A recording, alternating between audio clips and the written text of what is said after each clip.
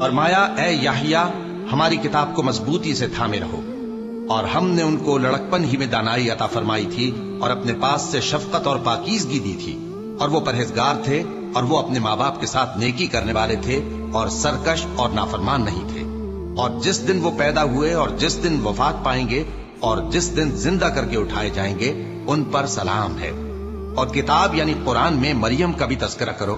جب وہ اپنے لوگوں سے الگ ہو کر مکان کے مشرقی حصے میں چلی گئیں، پھر انہوں نے ان کی طرف سے پردہ کر لیا تو ہم نے ان کی طرف اپنا فرشتہ بھیجا، سو وہ ان کے سامنے ایک خوبصورت مرد کی صورت میں آیا۔ مریم بولی کہ اگر تم پرہیزگار ہو تو میں تم سے بچنے کے لیے رحمان کی پناہ لیتی ہوں۔ فرشتے نے کہا کہ میں تو تمہارے پروردگار کا بھیجا ہوا یعنی فرشتہ ہوں، اور اس لیے آیا ہوں کہ تمہیں پاکیزہ لڑکا بخشوں۔ مریم نے کہا کہ میرے ہاں لڑکا کیوں کر ہوگا جبکہ مجھے کسی مرد نے بطور شوہر چھوا تک نہیں اور میں بدکار بھی نہیں ہوں۔ فرشتے نے کہا کہ یوں ہی ہوگا، تمہارے پروردگار نے فرمایا کہ یہ مجھے آسان ہے اور میں اسے اسی طریق پر پیدا کروں گا تاکہ اس کو ہم لوگوں کے لیے اپنی طرف سے نشانی اور ذریعہ رحمت بنائیں،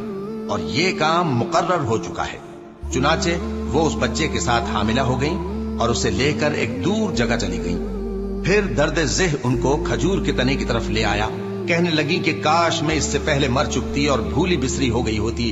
تب ان کے ٹیلے کے نیچے کی جانب سے فرشتے نے ان کو آواز دی کہ غمناک نہ ہو، تمہارے پروردگار نے تمہارے نیچے ایک چشمہ پیدا کر دیا ہے، اور کھجور کے تنے کو پکڑ کر اپنی طرف ہلاؤ، وہ تم پر تازہ عمدہ کھجوریں گرائے گا، تو کھاؤ اور پیو اور آنکھیں ٹھنڈی کرو۔ اگر تم کسی آدمی کو دیکھو تو کہنا کہ میں نے اللہ کے لیے روزے کی منت مانی، تو آج میں کسی آدمی سے ہرگز کلام نہیں کروں گی۔